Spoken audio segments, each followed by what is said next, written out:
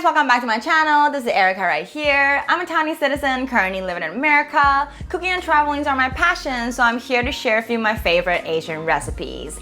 I make kitchen trivia shorts and an Asian home cooking recipe on this channel, so if that interests you, please subscribe and keep watching. We have made snow pea recipe on this channel 2 times right now, and I realized that this is an ingredient that you guys really like a lot. So today we're making another snow pea recipe. But as you can see in the intro, this is a snow pea recipe that you can't see the snow pea shape. But trust me, this is a recipe that if you give it a try, you would definitely fall in love with it. Especially if you like sour or pickle food like me. And since it's not the first time we talk about snow pea on this channel, I'm gonna skip all the introduction. That if you want to learn more about snow pea, you can check out this video up here on the same but different and learn all about it. But without further ado, screenshot! Here are the ingredients that we'll need for today's recipe. We'll need some snow peas, wood ear mushroom, or some call the Chinese mu-er mushroom, carrots, salt, sugar, white pepper powder, vinegar, and sesame oil. First things first, let's prep our ingredients. Get a mixing bowl to soak your wood ear mushroom. I like to use warm water to speed things up sometimes, but the proper way to do it is to use room temperature water to soak for around 30 minutes. While the mushroom is soaking, we can prep our carrots. My veggie shredder is a little bit too thin for this specific recipe, so to keep the texture, I like to slice them with my knife. When that's done, set them aside. Next is our main ingredient today, the snow pea. Rinse off your snow pea real quick and peel off the fiber. Most snow peas has fiber on one side of the pot or both. The way to peel that off to make the snow pea more tender is to snap off the tip and peel. When you snap it, make sure you don't snap it all the way off. That way you can peel the fiber off from the top to the bottom and get rid of the fiber.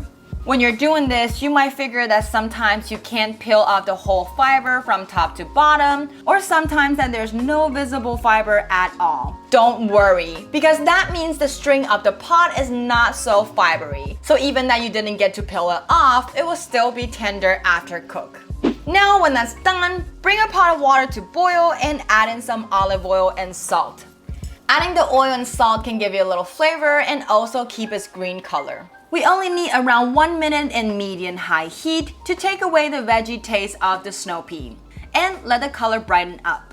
So when the time's up, scoop it out and drop it straight into ice water to chill. Don't boil your snow peas for longer than 2 minutes because it will soften up the snow pea and lose its crispiness. Now when the snow pea is done, toss in your soaked wood ear mushroom and blanch it in the water for around 30 seconds as well. When that's done, scoop them out and chill in ice water. Now our mushroom and snow pea are cooked, let's chop them up. To slice the wood ear mushroom, open up the mushroom and layer them on top of each other, roll it up, and chop. And here you got some mushroom shreds. Now when it comes to snow pea, just slice them with a knife. Very simple. When that's all done, get a mixing bowl and add in your snow pea, mushroom, carrots, and some minced garlic. Last thing is to mix the sauce together. Get a bowl and add in salt, sugar, pepper powder, vinegar, and sesame oil. Mix, and make sure all the powder and liquid are mixing all together. Pour it into the big mixing bowl. Get a tongue or chopsticks to mix in all the ingredients and done! The Chinese snow pea salad is ready. Sprinkle some sesame seeds on top to make it look pretty. And wow, how appetizing does it look? I love the scent of the smell. It got that sour vinegar smell that makes my mouth water just by smelling it. If you cook it right, the snow pea is supposed to taste crispy and sweet.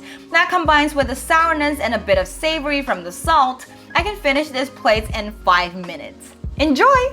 Thank you for cooking with me till the end. Let me know if you like this recipe by giving this video a thumbs up. It's only gonna take you a second, but it's gonna help my channel a lot. I make video on YouTube every Monday and Thursday, so remember to hit that bell and you'll never miss out. Check out this video to learn all about snow pea, sugar snap pea, and English pea, and check out the video down below to learn how to stir fry mushroom and snow pea together. Last but not least, don't forget to subscribe on my channel if you haven't already, and I'll see you in the next one. Bye!